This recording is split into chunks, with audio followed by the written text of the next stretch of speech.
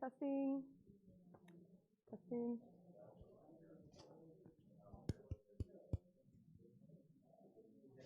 Maybe. Test, test. Yeah?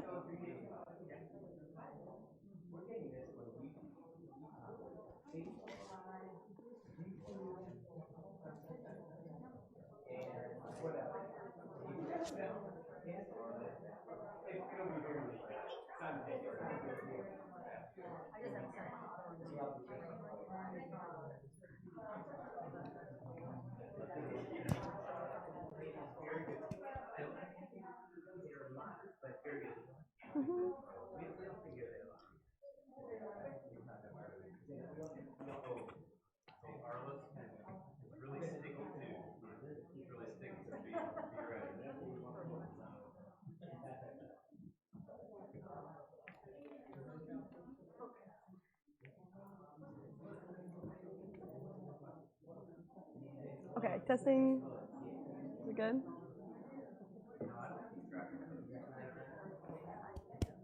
Is the mic is the mic on? Is the mic on? Doop. Okay. Thank you guys for coming. I had no idea how many people were gonna come out. I was like, it could just be me and my family. That could be fun. But I had no idea if it was gonna be like, if I had enough stuff, or if I needed way, way more, or if it's just gonna be a Facebook Live thing that would just post because no one showed up. I had no idea. So a lot of this is gonna be me winging it. So we'll see how it goes. It'll be fine. So the first thing, first things first, now that you guys are all seated, you can take off your mask if you want. It is optional within your little groups and to your comfort level. If you want to keep your mask on, that is also okay. But so long as you are sitting in your seats, it's okay for you to take your mask off, as we have social distancing between the chairs. Again, I really appreciate everybody who showed up. It's been an incredible journey with, I know a lot of you guys have donated money towards my trip, which has been just a huge blessing in enabling me to actually have this experience. And I just appreciate all of your gifts and all of your donations so, so, so much. And yeah, I'm just so excited. I'm gonna show a video first, and it's a video that YWAM made about all of our outreaches. So this is just like the second 3 months. Keep in mind, not all of the settings in this video were places that I went because there were 2 teams. And so pretty typically, you can tell if it's my team based on if it's in a city, that was my team. And if it's like looking like it's in a village, that was not my team necessarily. But yeah, go ahead and show the video. Huh? No, it's on there. It should be on the slide. Yeah, it's on the first slide. Hopefully. The slide before that. Or maybe not. In that case, we would just move on. We could post the video later? If people want to watch it? Yeah, I have the video on my Google Drive. Maybe that's something we could do afterwards. Yeah. Moving on. We'll figure that video out later. Or else it'll be on the Facebook page, our church Facebook page soon. Okay, so the first slide. Know God and make him known. That was kind of like the slogan of YWAM. Oh, YWAM is Youth for a Mission. That was the program I went through. And YWAM Mazatlan is a specific base within a larger program. So YWAM itself has multiple different bases that you can do your DTS on, which is Discipleship Training School, which is what I did. And so you go on the YWAM website, you look at their map, and you pick a place. There's many, many different bases. I decided to go to YWAM Mazatlan, mostly because I knew I wanted to go somewhere international. I knew I wanted to go somewhere that was Spanish speaking, and I knew I wanted to go to a bigger base, not just like because some bases are very, very small. Some bases you can find a DTS with only 5 people. You can find a DTS with as many as like 1,000. Like there's like a wide range of YWAM bases that you can choose from. So I went to YWAM Mazatlan, and honestly, like when I remember first going on the website, September of 2019, and I looked at this place and I was like, oh, this is what I'm doing. Because before I was like looking at colleges and I was like, ooh, I don't know, nothing is seeming quite right. And then I went to the YWAM page and I was like, oh, this is what I'm gonna do for my next year. And then, as we all know, COVID hit March, and I was like, oh no.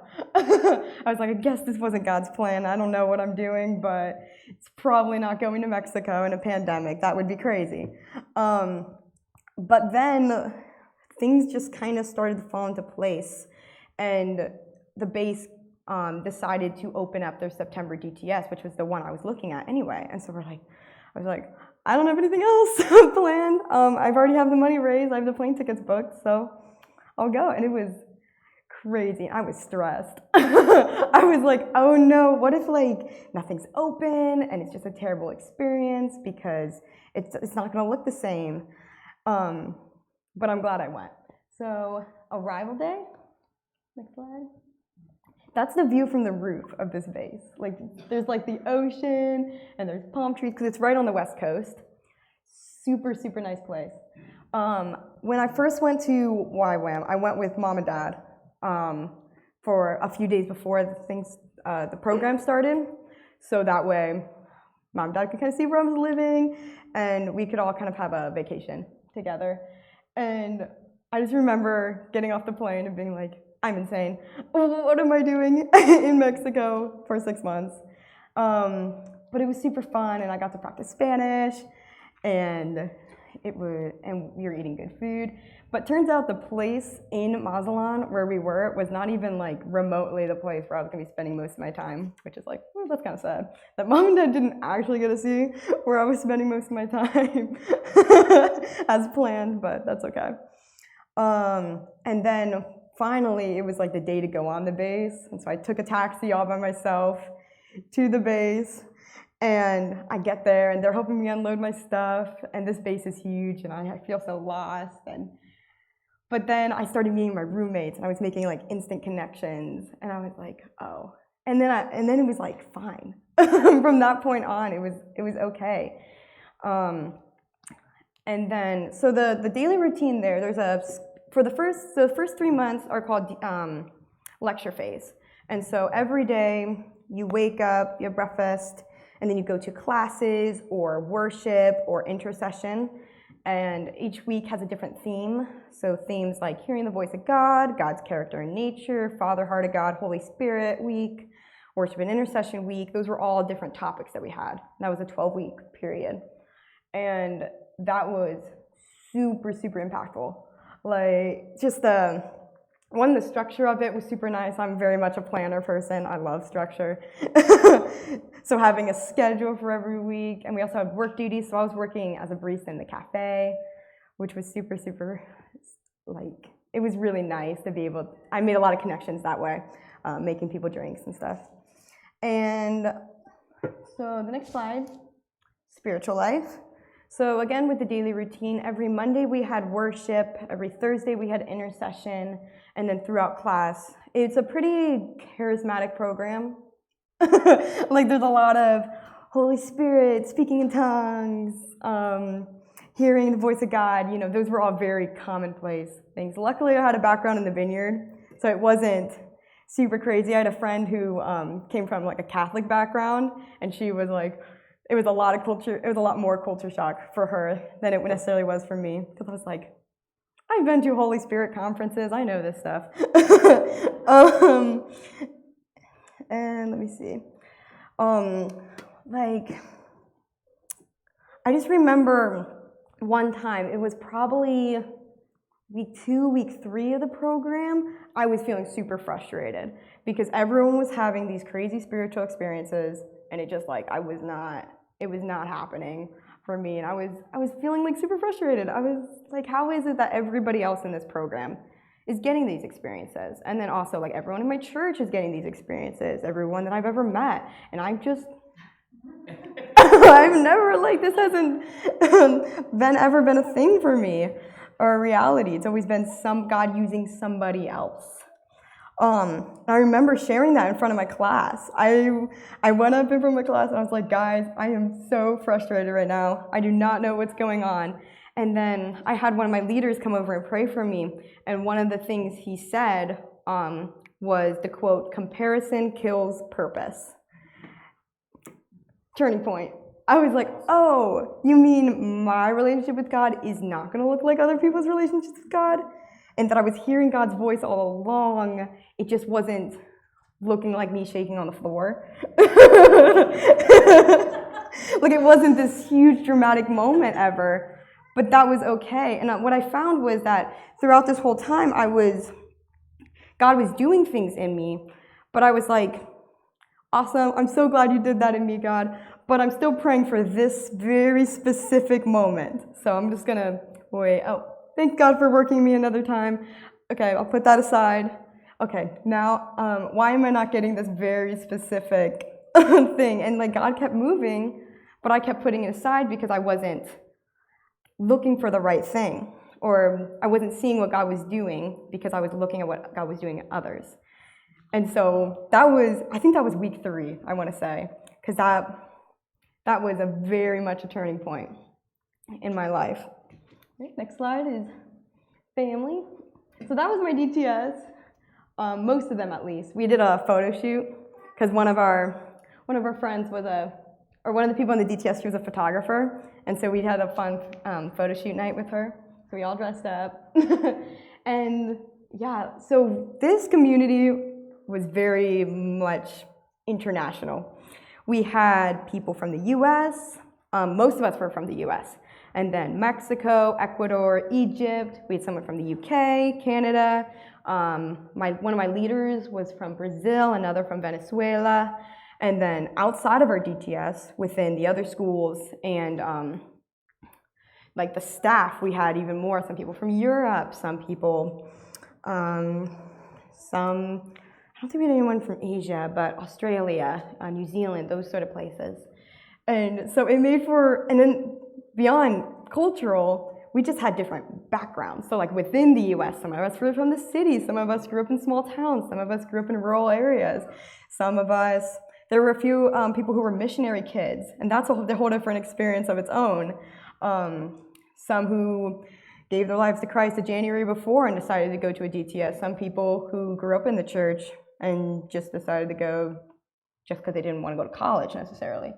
And so just the range of people, it made for some very interesting living experiences. Because there was 10 of us in our room. This is the smallest room ever, and bunk beds, all of them full. And there was one time specifically, I remember we had like a room meeting, and it went poorly. It did not go well. But I just remember realizing this is my new life. Like I can't just leave in my family culture, I have to live within other cultures. So things like when I wake up, I needed to be completely silent. Like if there's even the slightest noise from like the time I wake up to like an hour past when I wake up, it like makes me so mad. But there were these girls who loved listening. There were some girls who loved listening to loud music right when they woke up. And I was like, oh my gosh. I was so mad for like the first 2 weeks of DTS. And then we had a room meeting and I addressed it, and they're like, okay, compromise. We'll not turn on music until like, I think they said like 7 a.m. And I was like, what? 7 so early? But you learn to compromise. You kind of learn, put in headphones, put in some earplugs. Wear a sleeping mask, if they turn on the lights too early. It's definitely like a super interesting, because you have the culture elements and then you also have family culture elements. And like some of my closest friends were like Amish, and another were from like the city, and it just made a super interesting dynamics. But we all grew super close and super comfortable with each other, which was really unique. Next slide. Food. Okay, so I have some candy back there. I'll like do a little intro, even though I'm sure most of you already like had some. The drinks back there, that's horchata. It's a very popular drink. It was in most restaurants we went to. So one culture fact about Mexico is that if you just ask for water in Mexico, they'll ask you what type, which was like, what do you mean what type? I just want water. But they have agua natural, which is water, and then they have aguas frescas, and that's an example of an agua fresca because it's flavored water, I guess, but it's more like a fruit juice. So that was a super interesting thing I had to get used to every time I go to a restaurant. Can I have some water? What type? No. Just one. I just remember the first time going to a restaurant being like, normal water? And they were like, no. What do you mean normal water? And then on the screen, I have chilaquiles, which is in the top corner. And that was a popular breakfast item that I had never heard of before I went to Mexico. It's basically like tortilla chips, like fried tortilla chips, and then they poured a sauce over it, so it's a little bit like softer. And then a lot of times they'll put cheese or beans on the side, and that was a really fancy version because I went to a nice restaurant for that one, but they're not normally that nice. They normally have a lot more sauce too. And then then tacos. Tacos in Mexico, like I know everyone says the tacos in Mexico are better, but they absolutely are. They're very, very different than American tacos. They don't put like sour cream or anything on them like that. It's not something they do. They just have the meat, they have onions and cilantro, and then they'll have like some salsas and like a lime. And it's pretty much always on corn tortillas, which at first I was like, I don't know if I like corn tortillas. I think flours are way better. By the end of the 6th month, I was like, loved corn tortillas because you just eat them all the time. Okay, next slide. Oh, another thing about the candy is there's like regular candy but more like Americanized candy that you would just kind of see like the fruit, like hard candies and stuff. But there's also some chili candies, which are like tamarind. Kind of a hit or miss. I'm not the biggest fan, but they are very, very, very popular in Mexico. So they're worth a try if you're feeling brave. Bryn, can you explain what the drink is too? Yeah. Explain the details of what. Oh yeah, it tastes like chai. It's like rice and cinnamon and I want to say walnuts or some sort of nut is also in there. It's very good. Highly recommend. That one's my favorite, agua fresca. But there's also like mango agua fresca, strawberry. There's one called Jamaica, which is a certain type of berry. I'm not sure exactly what it is, but that's very good too. But I decided on horchata for today. I lost my place. Okay, next slide. Yep. Quarantine. So, as what was bound to happen with going international in a community where you're living 10 in a room in Mexico, is we had an outbreak of COVID, which was so stressful. So we were being very careful. You know, they had a lot of regulations in place. You had to wear a mask, pretty much at all times on base, which was like kind of frustrating because it's like you're living there, but at the same time we all understood. We're like, yeah, that makes sense. So we were all wearing masks. There was many like hand sanitizer things, regulations with food and stuff. We were very careful. But when one person got COVID, it spread pretty quickly because, you know, you might be wearing your mask while in the building and there are regulations, but once you're out, it's hard to regulate it. So it spread pretty quickly. And yeah, so one day they got us all in a meeting and they're like, okay, you're just gonna be in your room, just go in your room and don't leave for 5 days. And we're like, and if anybody has symptoms in your room and gets COVID, then it's extended for 2 weeks. And if another person gets it, you extend it 2 weeks every time someone gets COVID. And so what happened was we go into a room and we're like, this is fine. None of us are showing symptoms. So we're just gonna be in for 5 days and we're out. And then that evening, 3 people left with fevers in our 10-person room. And we're like, no, oh no. Only one of those people had COVID. There was 2 viruses going around at the exact same time. One was dengue, which is a virus spread by mosquitoes, which is so bad. It was like everyone, if you got a fever, you were hoping it wasn't COVID for the sake of your roommates, but for yourself, you hoped it wasn't dengue. Because that was like really high fever. You were out for 2 weeks, hallucinations, whole deal. It was, yeah, like I remember, and you can't prevent it, it's mosquitoes. You know, you put on bug spray and you pray. Like COVID, you put on a mask and you're pretty okay, but I did not want dengue, it scared me so bad. But we had to add 2 people to our room to make room for like a sick room. So we had, I want to say 14 people starting out in this room. That's the whole room, by the way. Like, I'm at the far end of the room. That's the other end. And then that other picture on the far right, during the last, we were in this room for 17 days. We did not leave this little space with so many people from so many cultures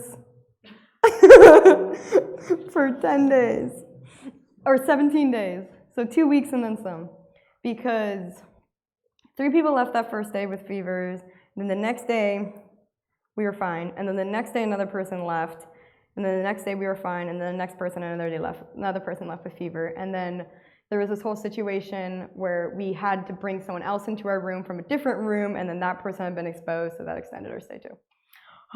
It was so stressful. Like every time someone left with a fever, we're like, crap, we're gonna be in here forever. But eventually those 2 people, we got enough beds so that the 2 mattresses were not being utilized, so we made a couch in the hallway. That was so fun. Oh, that's me all the way in the back waving. I don't know. Anyway. Next slide. So this was also in quarantine, but small joys within quarantine. That was my space. So I had my bunk bed, and I would put a towel, because I was the bottom bunk, so I'd put a towel up, because I was very introverted, or I am very introverted. So I put it up, and then I wouldn't talk to somebody, like people for hours. I had one of the staff members run to Walmart and give me an adult coloring book. I was doing that all the time. Coloring, and then I had my sketchbook too, working on. That middle one, we had a lot of like prayer times as a team in our quarantine, which was really nice and really helpful. And then this one was when we discovered that we had a release day. 5 more days. That was like the best day ever, when we were like, we only have 5 more days in here, which is like, I think that says something. That was the big aha moment. Okay. Next slide. Identity. So I got rebaptized while I was there for a number of reasons. We had a worship night the night before, and I kind of had this revelation where I was like, I am not the same person. Like, I'm not the same person who got baptized when I was 12, you know? And I felt the need to do it again. And I didn't like think to myself, oh, I'm gonna get baptized. But the next day, another girl had decided to get baptized. And so we all went down to the beach to baptize her. And then as we were like all walking back, I was like, wait. Hence why I'm not like in clothes that you're like, that's baptism clothes, you know? I'm not in but, and then that picture on the far right is one of my favorites, because they took that when I was getting baptized, which was super nice. Those my friends. And yeah, it was just incredible. And I had this whole journey with anxiety while I was there, you know. Before, I really struggled with anxiety in high school. Like, it was pretty constant, pretty bad. You know, it comes and goes, of course, but there was always these pretty heavy seasons where I was just like constantly trying to catch my breath, and my breath was always on, or my breathing was always on manual, and I was always rethinking scenes in my life where I was like, oh, I should have done this, I should have done that. But then while I was like in YWAM, in this like community and stuff, it sort of very gradually kind of subsided to some degree. Like I remember one day like sitting up on the roof and like feeling like the sunshine because it was super, super warm, and kind of having this revelation where it's like, my anxiety is kind of like the weather right now. Like back in Ohio, you wake up in the morning and you check the weather because you have no idea what it's going to be. If it's going to be snowing, if it's going to be raining, if it's going to be warm. So you always wake up and you check the weather because it's just so unpredictable. But what I realized, and that kind of represented my anxiety, where it's just like I constantly woke up like not knowing what it was going to be like, if it was going to rain, snow, or be fine. But what I realized was my anxiety now was almost more like Mazatlan's weather, where you wake up and you just know it's going to be sunny. There was no weather. You know, it rained once while we were there, but it's always just, you just wake up knowing it's going to be a sunny day, and you wake up knowing that the weather is going to be fine. You know exactly what you need to do that day. And so that was a huge revelation during my lecture phase time. Next slide. And then I also got the privilege, this is right before outreach phase, the second 3 months. I got the privilege of baptizing my friend Elena as well. Also a very spontaneous thing. We were down at the beach and she decided to get baptized, and the leaders were like, pick out some people to baptize you. You know, we're not going to baptize you this time unless, you know, you really want us to, but we're going to let the students baptize you. And so she picked out a few people, and she picked out me, which was it was a really nice moment. Next photo. This is my outreach team. So this first 3 months was lecture phase. That was with a big group of people. Every day was in Mazatlan, and it was classes every day. And then now we're getting ready to go into the traveling phase of this whole experience. So next, you can go to the next slide too. So the two people in the middle, Sophie and Lucas, those were my leaders, the blonde and then the guy right behind her, were my leaders, and we were the Circle of Silence team. So we were going to go in central Mexico, and it's like this area of Mexico which is like the least evangelized region of Latin America. And so we were like, we're going to like villages, right? You know, surely if it's the least evangelized place, we're not going, you know, anywhere all that popular. But we went to cities, like huge cities. So next slide. So we all packed up our entire lives in these backpacks. And so we had the big backpack on our back, and then one day pack on the front, and then I carried a blanket and pillow. I don't know why I did that. I wouldn't do it again. I did it the whole outreach, but I would get a travel pillow or something. I'm not sure what I would do. But yeah, and so we carried that thing. I want to say 30 pounds. I'm not sure, on the back, and then this pack was way heavier. The one that I had in front, because it was all my books and wouldn't do it again. I would change some things. But it was a lot of weight, and we'd have to carry that like a while, especially in Guadalajara. Next slide. I did a little map. You can go ahead and click it. Yeah, travel. So we went from Mazatlan to Guadalajara on a bus as a whole team. You can go to the next slide. Yeah, so it was like 30 of us, and we were staying in this church building with like concrete floors, and they just set up a bunch of tents for us. So we were sleeping on like the concrete floor with our sleeping bags, and the living conditions were like questionable.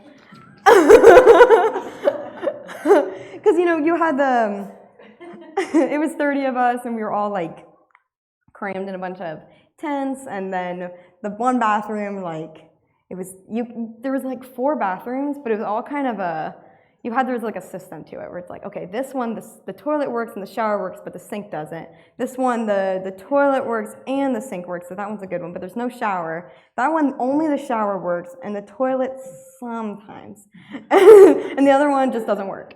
So it was like kind of like this whole system to it, and there was 30 of us, so it was like, it was very, it was hard to navigate, especially since it was our first location on outreach, and none of us had any idea what to expect.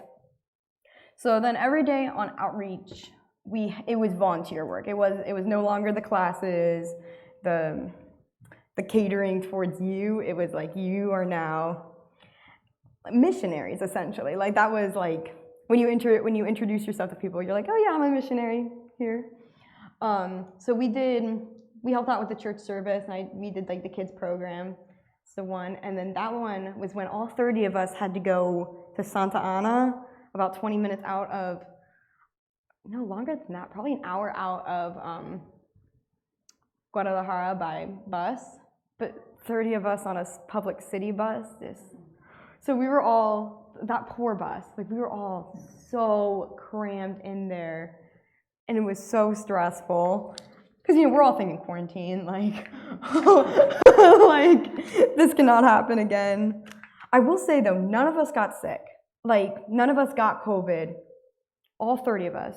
We were traveling from city to city, and God really protected us during that time because none of us got symptoms, or enough symptoms to check. We got, like, stomach bugs every once in a while, but... Next slide. Oh, wait. One thing I want to say about Guadalajara is that there was one thing we did was we passed out food baskets. So it was, in this time, it was around Christmas time. And so we were passing out these huge baskets of food to people. And so how we passed out those baskets was we went up and down the streets, like praying for every house. And then if we felt something, we would decide, like, this is the house that's getting the food basket. So while we were doing that, we were praying for every house as we went. And this one guy, Oscar, whose job was like to wash the cars along the street, saw us praying for his house. And he came over to us to let us know like how much that encouraged him and how excited he was about that. And then he invited us to his home. And it was just a super sweet moment on like the first week of outreach to have this guy invite us into his home, and we were able to encourage him, and we gave him the food basket as well, and it was just such a sweet time and a really good like intro into outreach. Okay, next slide. We celebrated Christmas in Guadalajara in this church, and I thought it was gonna be like super, super hard because Thanksgiving was really, really hard, but it actually ended up being a really, really nice time. We had a gift exchange where it's like it's like a Secret Santa, so everyone got 2 names and you got gifts for them. And we made gingerbread houses. And also when we woke up, everybody had like a card with their name on it. And then like our families had all written notes on the cards. Like some of the girls on our team contacted all of our families and stuff, and they all wrote nice letters or notes to us, we were all like bawling. It was a really nice time. And there's also like a Christmas Eve talent show. So it was super fun. Okay, next slide. Okay, so at this point, we've now split off from the other team. There were 30 of us. We said goodbye. They went up north to Monterrey, I believe. I'm not sure. And then we went to Santa Ana because our original contact, where we were going to go originally, had canceled on us. And so like within the next like 2 days before we were supposed to leave, so we're like, what? And so, but we had already visited this place while we were in Guadalajara. And so they contacted them and they're like, yeah, you can come, but you're gonna have to live on this like, you're gonna have to camp out on this like construction site. And we're like, what? And so, because they were building a church here. And so they're like, you could stay at our church, I guess. There's not really floors yet, but you can do it. And so like we're like all on the way over. We're like, darn, this is gonna be kind of a rough 5 days, but we're so positive and stuff. And then we pull up to this gated community with this like the nicest house I've ever seen in my whole life. And we're like, what? But turns out one of the families in the church had heard that we were going to be sleeping in the church, and they're like, you just come over to our house. And so we were able to have like a hot shower for the first time in 2 weeks, and it was a really nice time. And we were able to cook meals and stuff, and there was constantly people in this house. Like, I, to this day, do not know who was family and who was just like church members coming in and out, because it all blended together. And someone tried to explain to me like the family tree. I couldn't understand. I didn't get it. But what we did here was we did a lot of kids ministry. So every day we were at this like pavilion area, and we told the kids of the area every day this week at 4, I think. Every day at 4, we're going to be having a program. So every morning we spent planning the program, and then we would do the program. And then in the evenings, sometimes we would have something as well. We did funny story about the bonfire. We were told that we were going to have like a youth event. And so we're like, oh, people like our age, high schoolers, that sort of thing. We'll do a bonfire, for just 6 or 7 teens. It'll be super fun. And then it turned out to be 80 kids, like 4 to 10. And then this huge bonfire and like s'mores and stuff. So I was just constant, like we would, put the s'mores on the stick, and there was this person at the campfire at any point just like blowing out the fires on the marshmallows and like being like, don't swing the stick, stop swinging. But they all spoke Spanish. It was so hard. And it was just, and we made fun of like the girl who gave the idea, Abby. We made fun of her the rest of the time because it was just like, that was such a bad idea. Oh, and also this was when our Catan game started. Have you ever played Settlers of Catan? Oh my gosh. It's like a board game where it's super long, it's super intense, or it can be. And every single night, our team, a bunch of them would play Catan, and it would get so heated every time. And it was like, for like the first 2 months of outreach, every single night they would play these terrible games of Catan. Okay, next slide. So we got to paint a mural. I don't know whose house this is, honestly. Like they just said you can paint on it, because Flo, the girl in the middle, mentioned that she had this dream of painting a mural in Mexico, and then Chewy, the guy who's like helping us out, was like, I have a wall that you could paint on. And so we paint a bunch of cacti on this wall. And the fun thing about this is, from this point on, at every location we went to, Flo was able to paint at every location, some mural of some sort, which was like a huge sign of God's provision, I think. Okay, next slide. Travel montage. Now we go to Leon. Leon was super cool. So that's one of the big cities in Mexico. I'm sure if you're familiar with cities in Mexico, you'll have heard this name. They have beautiful cathedrals, very cool like touristy areas. We spent, this time we started developing more of a morning routine. The first time we didn't really like know how to work together as a team, so it was kind of like hard to navigate. At this point, we're sort of figuring each other out. And so we develop a morning routine where we get up, we have breakfast at 8, we do worship and intercession, and then we do ministry prep where we plan the day ahead, and then we'll eat lunch, and then we'll go out into the streets. And so this is where we did traditional street evangelism. Like whatever you think of as street evangelism, that's what we did. So there were a few times where Lucas, our leader, would take us out to the plaza, be like, okay, I'll meet back, split us up in the groups of like 3, be like, okay, we have about 2 hours, just go talk to some people about Jesus. And we're like, what? How? Like, aren't you gonna give us like a crash course, like something? We just did it, figured it out. So this was one thing that we did, probably our most successful street ministry that we did. That one that I'm holding up says free healing. The middle one says, do you want to talk? And the other one says free prayer. And so we held up those signs. And then also with the do you want to talk, we had big poster boards on the ground saying like, what gives you hope? How do you want the world to change and stuff? And people were like really excited about that stuff. Like people want to talk about deep things. Like that's one thing I really discovered, is people like talking about what they believe and what they believe about God and what they believe about this world. there's a lot of people who just like talking about it, but they don't have a lot of like avenues to. And so that was super, super fun.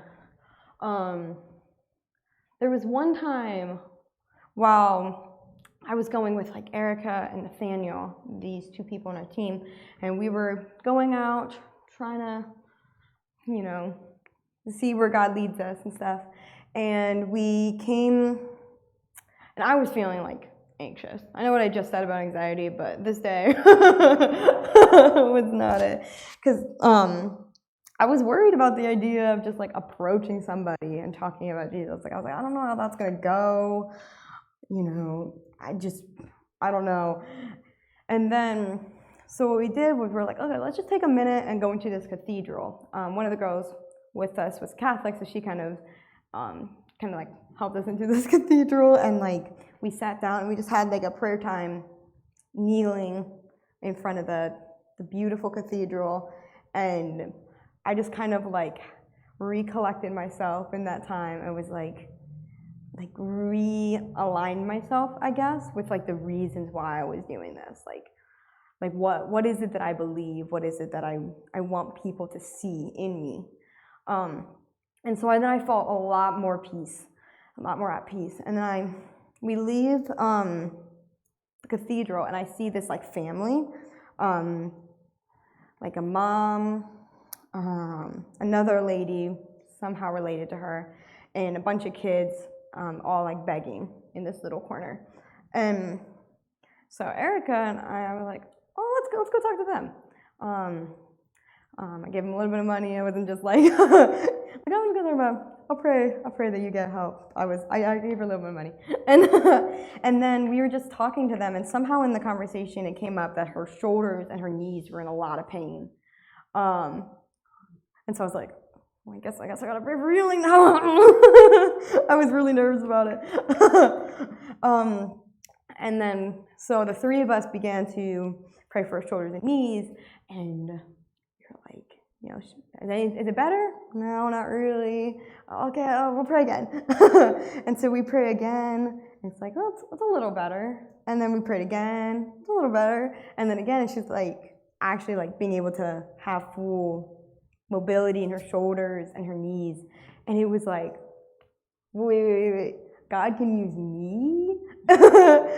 Wait, like these don't have to be stories just for the visitor that comes to our church every once in a while. Like God can use me to be able to minister to these people. And it was just an incredible thing, and we were able to talk with her a little bit, and it was just so cool.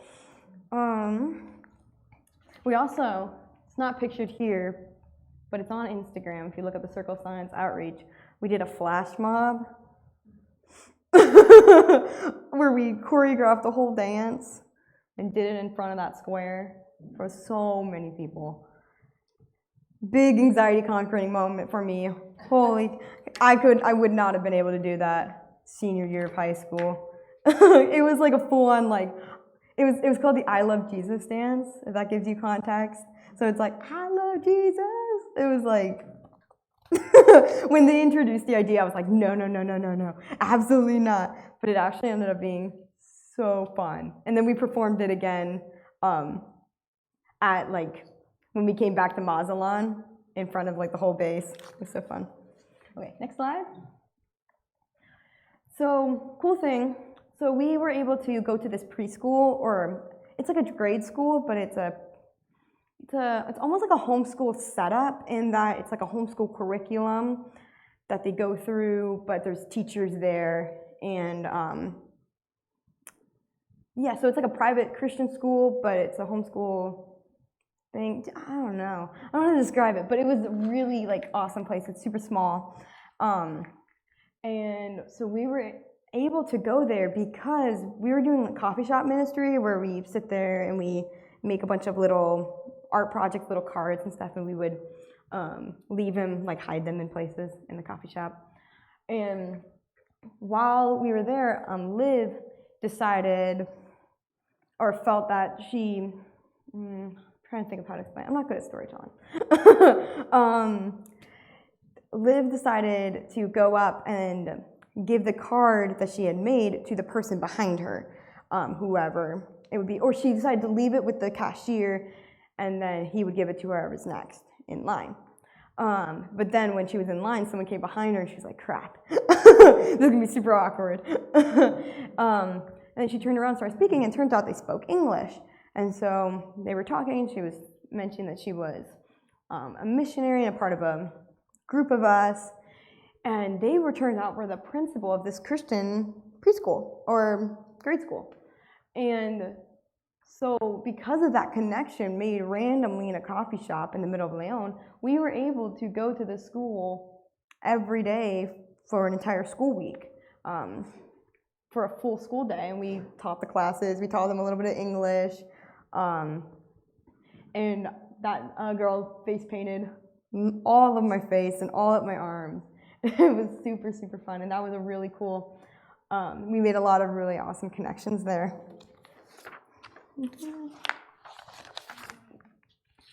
Okay, next photo. And then this is my team again in Leon. They were just incredible. We got really close. Then we took a bus ride to Aguascalientes. Aguascalientes, one of the things that they shared with us right from the get-go was that the suicide rate there is insane. It was comparable, like this city, which I don't know if this is right, but it seemed about the size of Columbus, maybe a little bit bigger, or it's maybe a little bit smaller, I'm not sure. But the suicide rate in that whole city was comparable to the size of Japan. And it was really hard to hear, and you could kind of sense it in a way.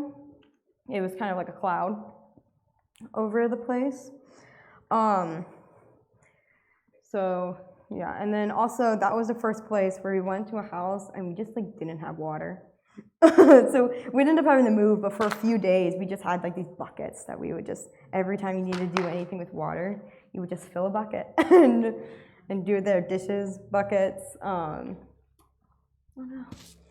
dishes and showering, and if you had to flush the toilet, it was all buckets. And so that was an interesting experience. Next slide. So during this time, we worked with the church, and the church had a lot of super involved youth, and so they would all go with us to do ministry, especially that first week. I forgot to mention, we were in Santa Ana for 5 days, Leon for 2 weeks, and then here we were here for 3 weeks. So we did a lot of rehab ministry, where every single day we would go to a different rehab center. This was the first one. We went to this one twice, actually. And then over here, the one where I am sitting, that one I actually spoke at twice. Once I gave my testimony there, which was my first time doing any sort of like true public speaking. Like I had given school presentations, spoken up here a few times, but I've never like actually done a full-length testimony of any sort. So that was really cool. And then I came back another time the next week and gave a message, like a 10-minute sermon. And that place was really interesting. Like the girl I was talking to, we got pretty close, and that was one of the first times where I realized my Spanish was improving. Like, you know, you can kind of see it slowly as you go, like, oh, I guess I'm understanding more, but just like, I remember halfway through the conversation realizing, I'm like, oh, I'm kind of having a complex conversation here. Like, this is no joke. I'm talking about like complex subjects and deeper things, and that was kind of a cool moment. Oh, and that rehab center, when we went, they originally said, don't talk about the gospel, don't do any of that. They were kind of more of a new age-esque rehab center where it's like a lot of, they wouldn't use the term new age, but like things like meditation and yoga therapy and meditation, that sort of thing. So not like new age, but that was more of their gear towards. So they didn't necessarily want a religion over it. So they were like, you can share testimonies, but that's about it. But then once we got there, they kind of loosened up their rules where they're like, okay, you can like speak the gospel if you want, just briefly or something.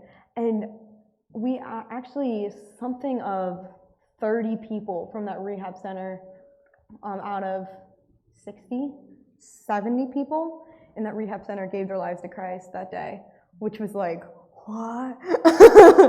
It was so cool. And we came back next time and we gave them all Bibles. Like every person in that rehab center now has a Bible, and we gave them a whole guide on how to read it. So Lucas went up to the front and said, this is the New Testament, this is the Old Testament, these are what the different books mean, these are books to start with, so, not just like, here's a Bible, read it for the first time. It was a very clear guide on how to read the Bible as well, which I thought was really, really important. Next slide. Yeah, so one thing that was, forget which story to start with. One thing that was really cool, so I don't think they're in this photo. This is just a picture of our team as well as 2 other people from the church, which was super nice. But there was this one girl that, so one of the people on our team, she was a nurse, and so this couple or this family wanted us to come visit because they wanted prayer, as well as she was this girl, young girl, maybe 20 to 25, somewhere in that range. She was having like seizures and was not looking like she was going to live through the time. We later learned it was a suicide attempt, like an overdose. And so she was having seizures, and Abby and a few others went over there, and Abby was like, there's, every time you have a seizure, there's brain damage. So it's like, if she comes back from this, it's likely she's going to be a vegetable. Like, there's a lot of brain damage happening. They're not taking her to the hospital. It was just a super frustrating situation for them to be in. So they prayed and they left, but they were feeling really discouraged. And then late one night, they all decided to stay up and pray. And so they had this night of really intense prayer, the pacing around the room, yelling sort of prayer time at around midnight or so. And then the next day, the next few days, they were asked to come back. And while they were meeting together, Scarlett, the girl who was really, really sick, just walked in, and she was fine. Like, completely, like, you would not have even guessed that she was, like, just a few days prior, like, had turned blue. Like, she was, like, not breathing. And it turned out that around the time when they were praying, she had actually stopped breathing and her lips turned blue. And then suddenly she gasped. And then it was an uphill climb from there, from the time when they were praying to the present. And then that Friday, so that was about Monday when they went in, and then Wednesday when they went back. And then Friday, Scarlett said that she wanted to go with us we were going hiking. And this was like the hardest hike of my whole life. I thought hiking was like scenic walks up until this point. Like, oh, we're going hiking, so we're gonna go to this nature trail. No, we were like climbing, full on, like, I don't know where to put my foot, you have to grab here, like rock climbing. It was intense. And I like barely made it up. I'd considered going down, I was panting, it was so terrible. But Scarlett, that girl, made that climb, and she went all the way up, and she was fine. Like, she even like looked good. Like, we're like fairly athletic in her walking up, and it was just insane. And the funny part, oh my gosh. Let's try this. I don't know. Yeah, like that. Whoa. Maybe? Okay. Whoa. You can do that? I'm just thinking that might work. I don't know. Yeah. But the extra like detail to the story that just like cherry on top was like the mountain that we climbed was called like the Mountain of Death. And she like went all the way up and was fine. And she went so far. And then she joined us for ministry the next full week. And I met her, and I would never have guessed that she was sick. But apparently, she was on her deathbed. It was a pretty incredible story, really good, like, faith building story. Because it's one thing to hear about these stories. It's another thing to see somebody and see somebody after. And like, I know where you were, and I see where you are now. Like, it's a whole different thing than someone standing up and being like, yeah, they were healed. I was just like, no, they were way better. Okay, next photo. We got to paint again. So before, we also got to paint at that preschool. I didn't get any pictures because I wasn't directly involved with that. But we got to paint this mural for their Sunday school room, which was really cool because, again, Flo had this like dream of painting murals in Mexico, and now she's painting at every location. Okay, next. So then we go to Playa del Carmen. So next slide.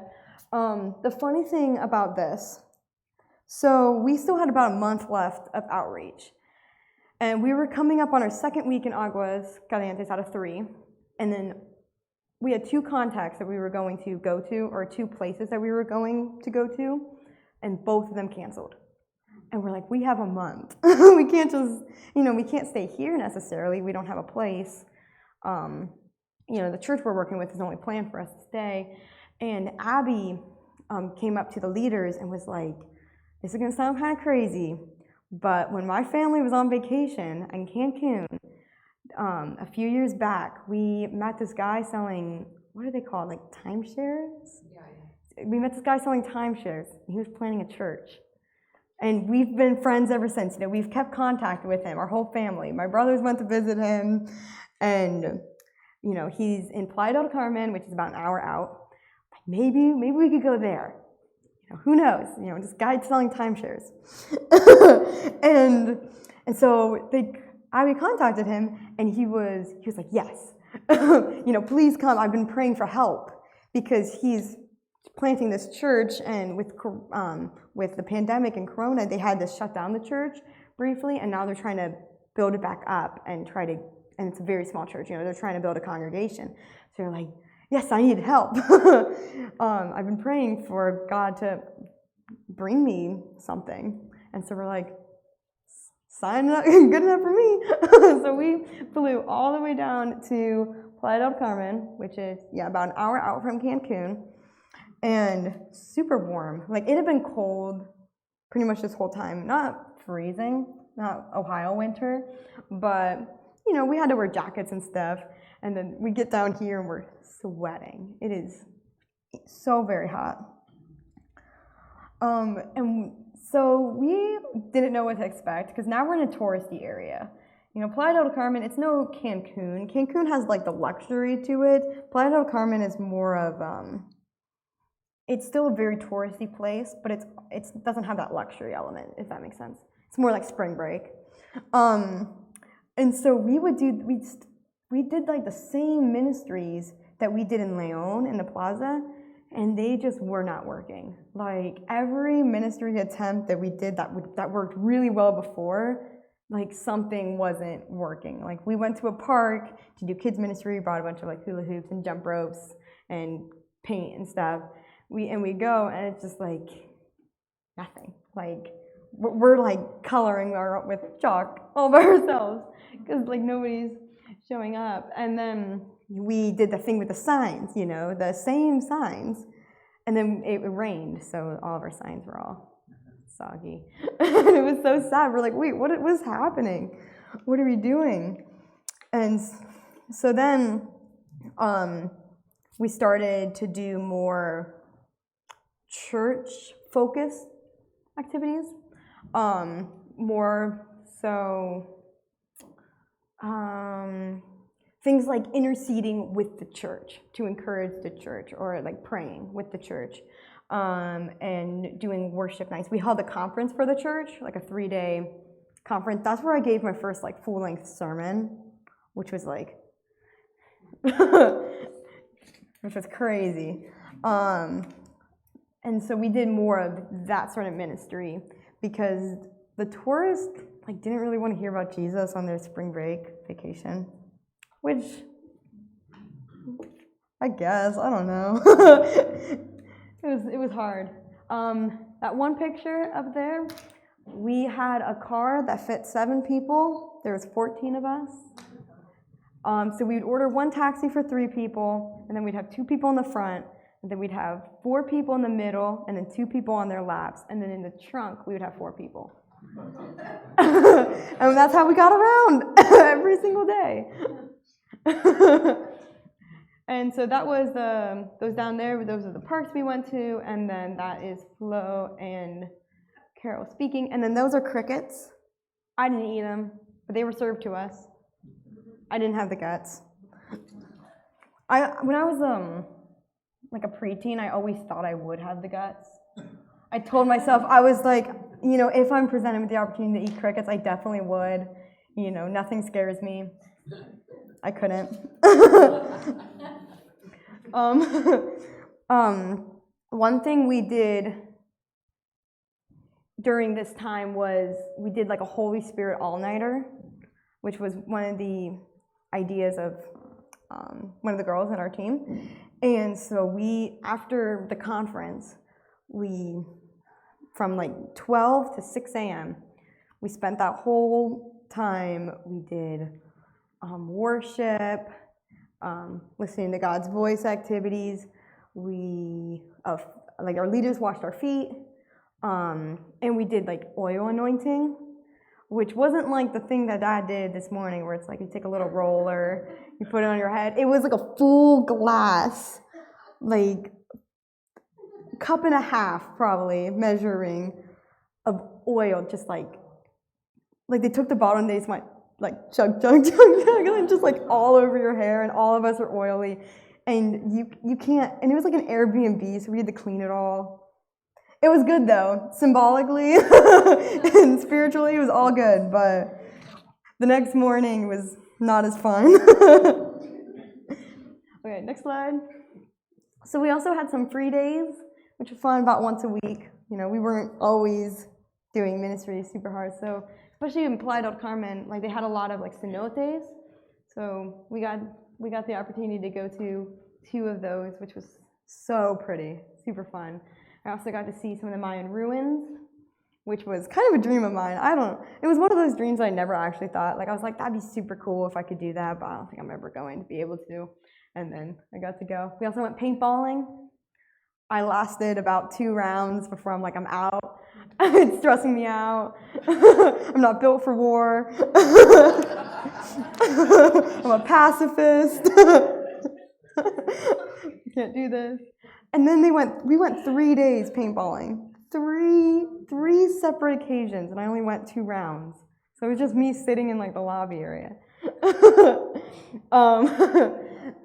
And that was fun, because one time we went as a free day, and then the church wanted to go, so we took all the youth group out paintballing too. I forget what the 3rd time was for, but anyway, next slide. So then, Playa del Carmen, it was time to go back to Mazatlan for a week to reconnect with the other team that we had missed so dearly. We all had to get COVID tests. It was the worst COVID test of my life. I had taken one before, but this before it was a Q-tip. You just swab and you're good. This was this little stick, and it went so far up. It was so bad. I had to do that twice because to get on the base you had to be COVID free, and then to get back to the U.S. you had to be COVID free. Would never.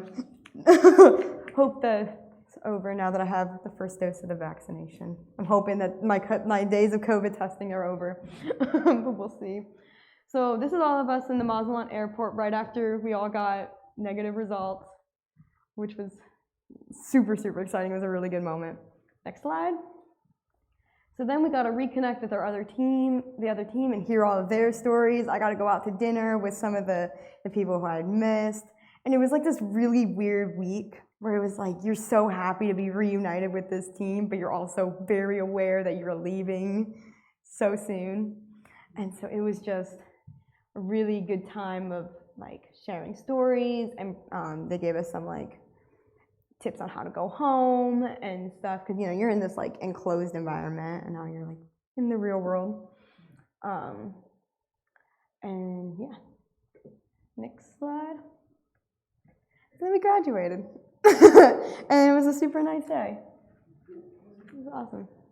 And then we come home which was like, I had like a pounding headache from that day, because you know you're like saying goodbye to these people. I'd say goodbye to people on 3 different airports, or like 3 different occasions. One leaving the base, we got to say goodbye to everyone, and then once at the Mazatlan airport, and then once in the Dallas airport, saying goodbye to people. But then you know you get home and you're like so excited to see everybody that it's like, whew, it was super. It was a hard day. So to like wrap up this time, if any of you guys are interested in doing like a YWAM like program, or if you want to go to the same program, feel free to talk to me. I would be happy to talk to you and even like link you up with some of like the staff members there. I would highly recommend that anybody go in any stage of life with, because there are some people, I knew of people who went with entire families, and I knew people who, you know, went straight out of high school like me. Like it's just, there's a full range of ages there. And I think it's a good program for anybody, especially this base. You know, I can't speak for every YWAM base, but this base is a really, really good experience and really solid. A lot of you guys are wondering about like my next steps. I'm going to be going to university in the fall. I'm going to Malone University. And that's super exciting. And so that's kind of where I'm going. And I'm hoping to kind of go into ministry as a career. I'm not entirely sure how that looks yet. I'm still kind of figuring that out and processing that. But yeah, so that's kind of like my next steps.